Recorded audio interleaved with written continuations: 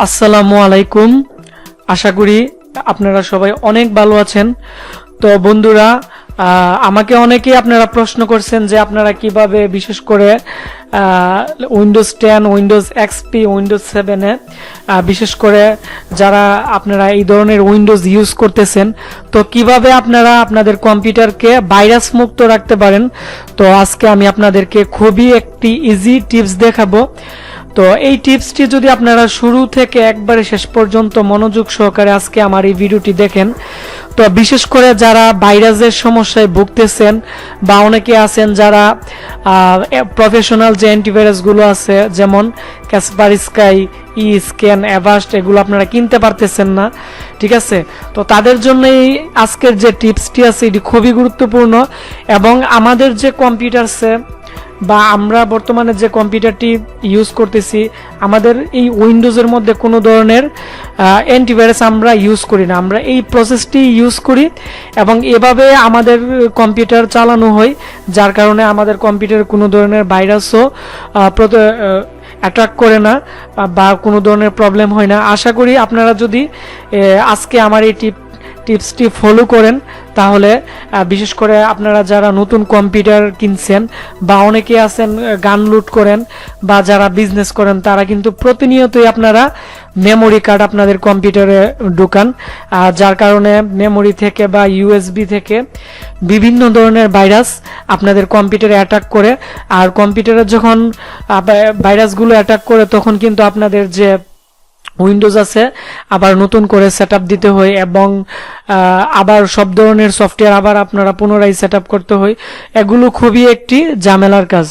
তো বন্ধুরা, যারা আমাদের এই চ্যানেলে নতুন আছেন তারা অবশ্যই আমাদের চ্যানেলটি এখান থেকে সাবস্ক্রাইব করে এখানে পাশে একটি বেল আইকন আছে, এটি অন করে দিবেন, তাহলে আমাদের যে নতুন নতুন ভিডিওস আছে তো এগুলো আপনারা ইউটিউব থেকে সরাসরি নোটিফিকেশন পাবেন। আর যারা বন্ধুরা আমার এই চ্যানেলে নতুন আছেন তারা অবশ্যই আমাদের বিশেষ করে আগের অনেকগুলো ভিডিওস আছে, তো এগুলো দেখে নেবেন, তাহলে আপনারা যে আমরা নতুন ভিডিওস দিব তো এগুলো আপনারা অতি সহজেই বুঝতে পারবেন। তো বন্ধুরা, তাহলে আমাদের যে আজকে টিপসটি আছে এখন আমরা শুরু করব।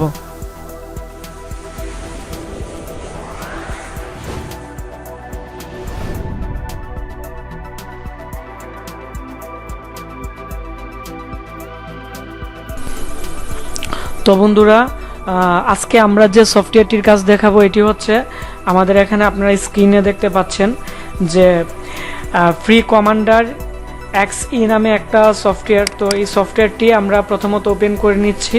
আর যাদের কাছে এই সফটওয়্যারটি নেই তো আমরা আমাদের এই ভিডিওর ডিসক্রিপশন বক্সের মধ্যে আমরা ফুল ভার্সন যে সফটওয়্যারটি আছে এটির আমরা দিয়ে দিব, তাহলে আপনারা ডাউনলোড করে নেবেন এবং আপনারা অতি সহজেই কাজ করতে পারেন।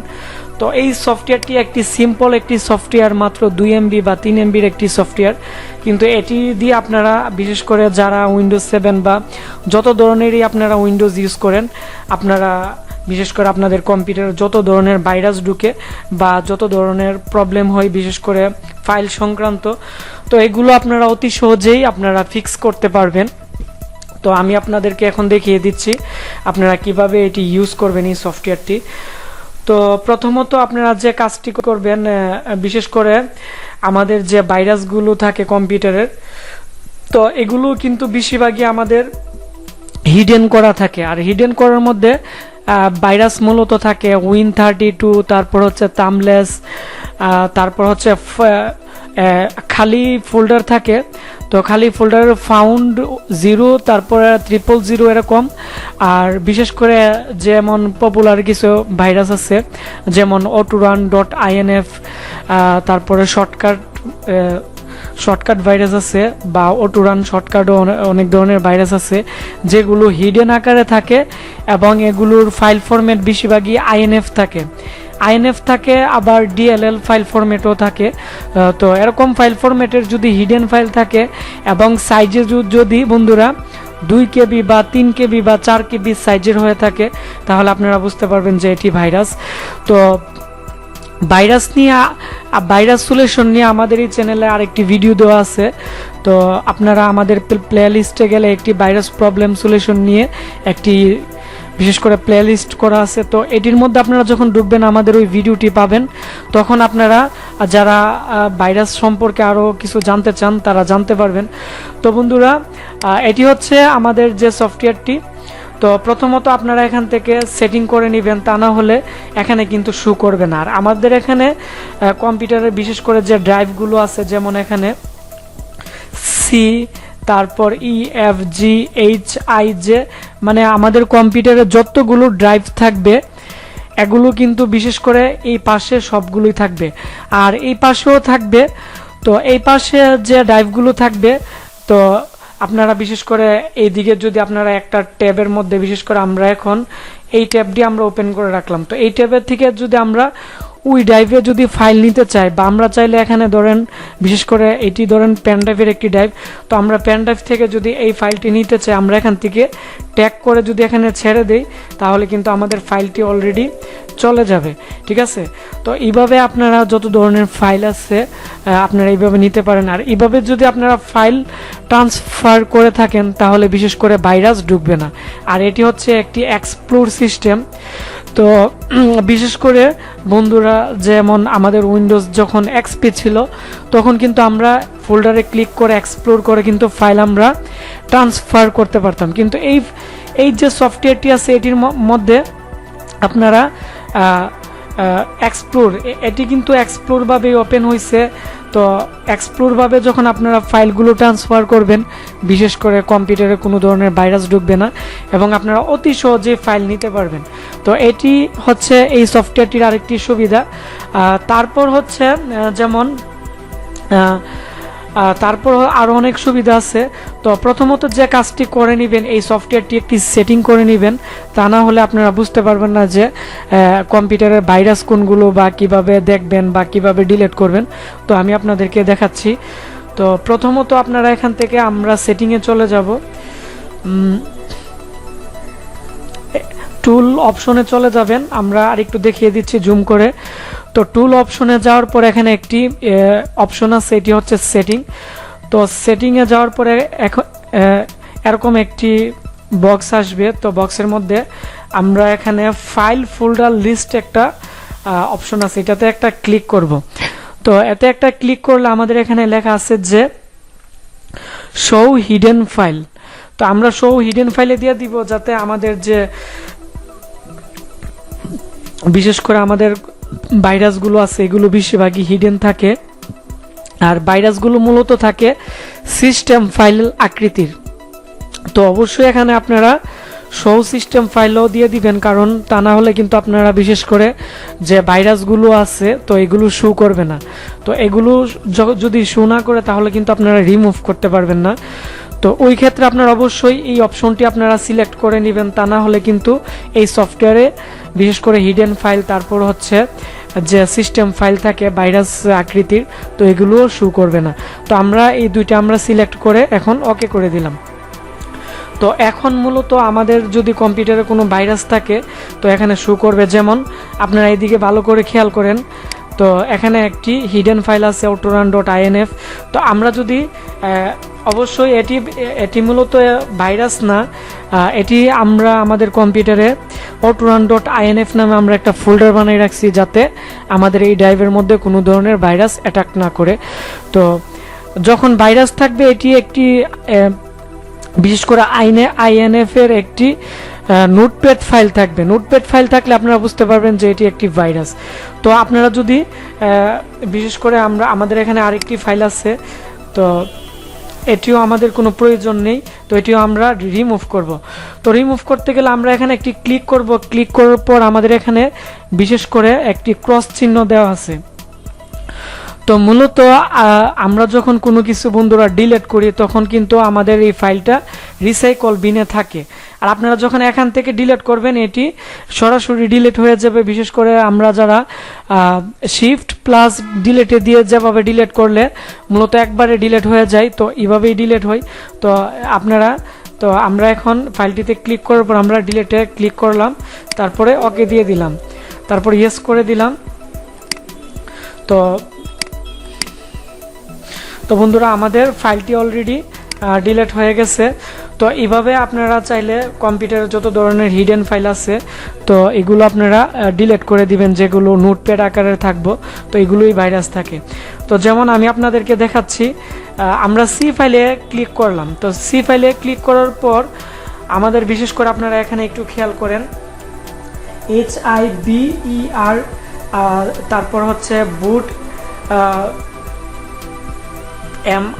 MGR, তারপর হচ্ছে এরকম ফাইল থাকবে। কিন্তু সি ফাইলের যেগুলো হিডেন করা থাকবে বা এরকম আকৃতির থাকবে, এগুলো কিন্তু মূলত ভাইরাস না, এগুলো হচ্ছে উইন্ডোজের যে সিস্টেম ফাইল আছে এগুলো যদি আপনারা ডিলিট করে দেন তাহলে কিন্তু অলরেডি কম্পিউটার ওপেন হবে না বা উইন্ডোজ প্রবলেম হবে। আপনারা সি ফাইল বাদে বিশেষ করে অন্যান্য যে ফাইলগুলো আছে, আপনাদের প্রয়োজনীয় যে ফাইলগুলো আছে এগুলো বাদে আপনারা আদারওয়াইজ যতগুলো ফাইল দেখবেন বিশেষ করে নোটপ্যাড আকারে, তো এগুলো আপনারা ডিলিট করে দিবেন।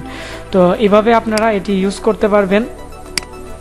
তারপর হচ্ছে এখানে আরও অনেক ধরনের অপশন আছে, যেমন আপনারা এখান থেকে কপি করতে পারবেন, তারপর হচ্ছে লিস্ট আকারে রাখতে পারবেন ফাইলগুলো কিভাবে রাখবেন। তো আপনারা যখন এখানে ক্লিক করবেন, তো ক্লিক করলে এখানে চেঞ্জ হবে, তো বিভিন্ন ধরনের চেঞ্জ হবে, আবার আপনারা এখান থেকে রিফ্রেশ করতে পারবেন। তাছাড়া আপনারা এখানে যখন ক্লিক করবেন বিশেষ করে, তো উইন্ডোজ বাটনের মধ্যে একটি বাটন দেখতেছেন, তো এই বাটন থেকে আপনারা বিশেষ করে আমাদের কম্পিউটারে যত ধরনের ফাইল আছে বা যত ধরনের সফটওয়্যার আছে আপনারা এখান থেকে ইউজ করতে পারবেন। তো তাছাড়া এখানে একটি অ্যাস আছে, তো অ্যাস ফোল্ডারে যখন ক্লিক করবেন আমাদের কম্পিউটারের যে হিস্টোরি আছে, তো হিস্টোরি থেকে ধরে ফেভারিটস থেকে ধরে সব কিছুই পাবেন। আর হিস্টোরিতে গেলে মানে আমাদের এই কম্পিউটারে কি কি ধরনের কাজ করা হয়েছে সব কিছুই আপনারা এই হিস্টোরি থেকে দেখতে পারবেন। তো এছাড়া বন্ধুরা এই সফটওয়্যারটিতে অনেক কিছু আছে, যেমন আমি আরও কিছু হিডেন টিপস আমি আপনাদেরকে বলে দিচ্ছি। যেমন এই যে সফটওয়্যারটি আছে এটি আপনারা ওপেন অবস্থায়, মানে এই সফটওয়্যারটি যখন ওপেন আছে মূলত, তো ওপেন অবস্থায় আপনারা যদি Ctrl+ আর ডিতে প্রেস করেন তাহলে এই সফটওয়্যারটির একটি মূলত বিশেষ করে একটি কমান্ড প্রম্পট চলে আসবে। আপনারা স্ক্রিনে দেখতে পাচ্ছেন এটি হচ্ছে ফ্রি কমান্ডার ডস।